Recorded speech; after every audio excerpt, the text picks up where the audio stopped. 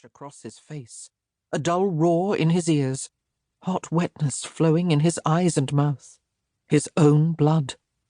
He sputtered a groaning protest, writhing to free himself from the searing pain.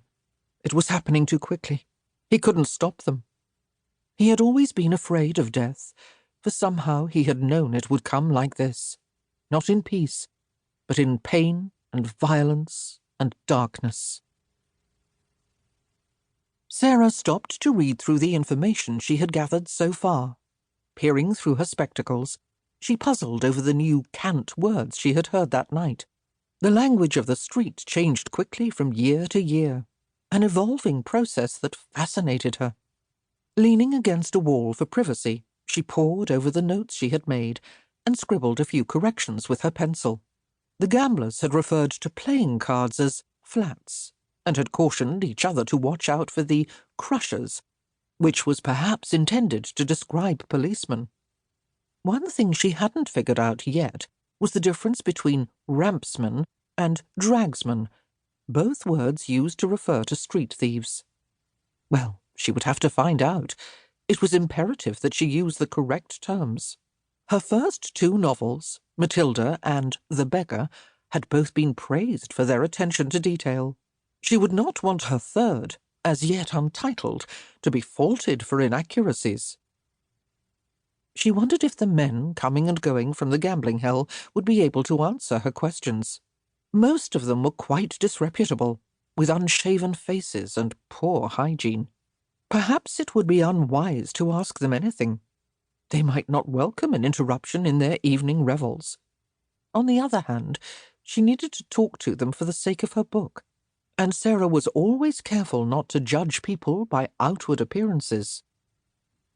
Suddenly, she was aware of a disturbance near the corner. She tried to see what was happening, but the street was shrouded in darkness. After folding the sheaf of paper she had stitched together to form a little book, she slipped it into her handbag and ventured forth curiously. A torrent of crude words brought colour to her cheeks. No one used such language in Greenwood Corners, except old Mr. Dawson when he drank too much spiced punch at the annual town Christmas festival. There were 3 figures engaged in a struggle. It appeared that 2 men were holding a third on the ground and beating him. She heard the sounds of fists pounding on flesh. Frowning uncertainly, Sara clutched her reticule as she watched. Her heart began to pound like a rabbit's. It would be unwise to involve herself. She was here as an observer, not a participant. But the poor victim made such piteous groans, and all at once her horrified gaze took in the flash of a knife. They were going to murder him. Hastily, Sara fumbled in her handbag for the pistol she always carried on her research trips. She had never used it on anyone before, but she had practiced target shooting in a country field to the southeast of Greenwood Corners. Drawing out the small weapon, she cocked it and hesitated. "Here now!" she called out, trying to make her voice strong and authoritative. "I insist that you stop at once!" One of the men looked over at her. The other ignored her cry, raising the knife once more. They did not consider her a threat at all. Biting her lip, Sara raised the trembling pistol and aimed to the left of them. She couldn't kill anyone. She doubted her conscience would tolerate it, but perhaps the loud noise would frighten them. Steadying her hand, she pulled the trigger.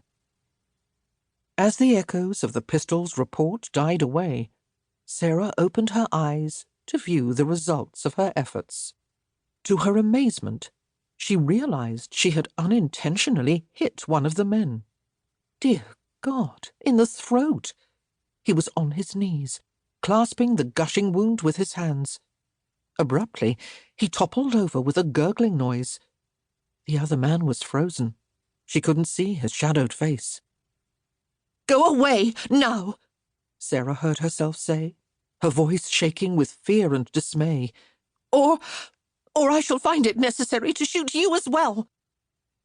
He seemed to melt away into the darkness like a ghost. Sara crept to the 2 bodies on the ground. Her mouth gaped open in horror, and she covered it with